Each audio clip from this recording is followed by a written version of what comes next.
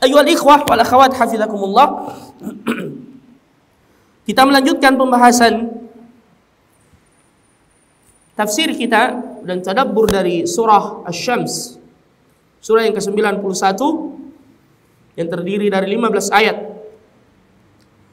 Kita telah sampai pada ayat yang ke-8 kalau tidak salah. Allah Subhanahu wa taala bersumpah dalam surah ini dengan menyebut 11 makhluknya. Dan sumpah disebut dengan Al-Qasam.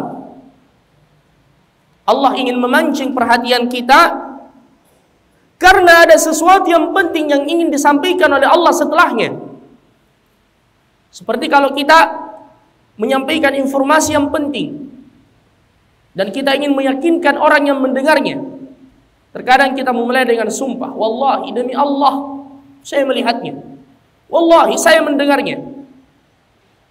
Dan kita tentu tidak boleh bersumpah kecuali dengan menyebut nama Allah.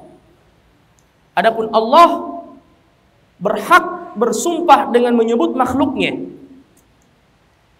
Sebagaimana dalam ayat ini, wasyamsi waduhaha wal qamari idza talaha wan nahari idza jallaha wal laili idza yaghshaha was samai wama banaha والسماء وما بناها والأرض وما طحاها ونفس وما سواها.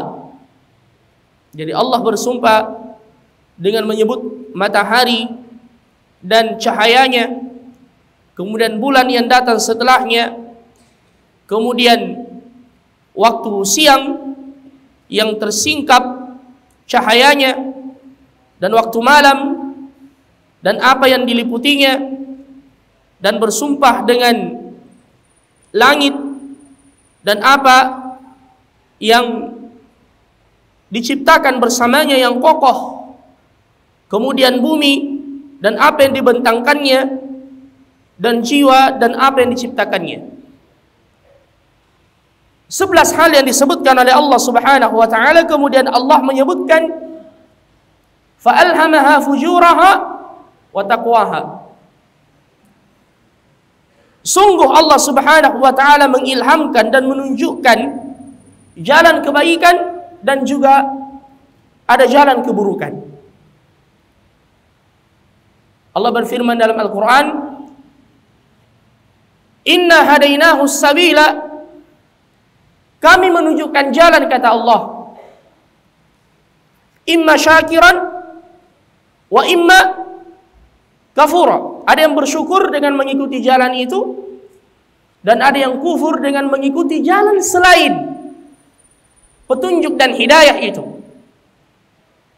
Makanya ada doa yang diajarkan oleh Nabi, Allahumma arinal haqqa haqqan warzuqna ittiba'ahu wa arinal batila batilan warzuqna ijtinabahu. Minta terus doa ini kepada Allah. Allahumma, ya Allah, arina, perlihatkan kepada kami al-haqqa haqqa, yang benar itu benar, warzuqna tiba'ahu, dan berikan kepada kami kemampuan untuk mengikutinya. Banyak orang yang mengetahui yang hak tapi belum bisa mengikutinya. Ya, sering kita dengar misalnya ada yang berkata, saya tahu salat berjamaah di masjid itu wajib bagi laki-laki misalnya, namun saya masih berat menjaganya. Saya tahu menutup aurat itu wajib, tapi saya masih sulit untuk melakukannya. Saya takut dikucilkan. Saya takut jangan sampai menggunakan hijab yang lengkap menjadi sebab jodoh saya terhalangi. Misalnya. Makanya yang lebih penting dari sekedar hidayah dan petunjuk adalah ittiba'ahu, mengikutinya. Sebaliknya banyak orang yang mengetahui itu batil, tapi ia masih sulit untuk meninggalkannya. Makanya kita minta wa arinal batila batilan warzuqna jatinabahu. Kita minta kepada Allah agar Allah menjadikan kita cinta kepada keimanan dan menjadikan keimanan itu perhiasan di dalam hati kita, dan benci kepada kekufuran, kefasikan dan kemaksiatan. Jadi berdoa kepada Allah Subhanahu wa taala. Ada seorang lelaki yang pernah datang kepada Nabi, dia minta izin. Tapi bukan minta izin untuk pergi ke satu tempat misalnya, tapi dia minta izin untuk berzina. Ya Rasulullah, idzan li fi zina. Izinkan saya untuk berzina. Nabi kemudian berkata, atardha li ummik? Kau mau ada orang yang berzina dengan ibumu? Dia mengatakan, kalla, tentu tidak ya Rasulullah. Atardha li ukhtik? Kau mau ada yang berzina dengan saudara perempuanmu? Dia mengatakan, kalla. Atardha li bintik? Kau mau ada yang berzina dengan anak perempuanmu atau keluarga perempuanmu? Dia mengatakan, kalla. Nabi berkata, begitu pula orang lain. Mereka tidak mau jika kerabat perempuan mereka itu dizinahi orang lain. Akhirnya Nabi SAW kemudian menepuk dadanya dan mendoakannya agar dipalingkan darinya kecenderungan kepada yang haram.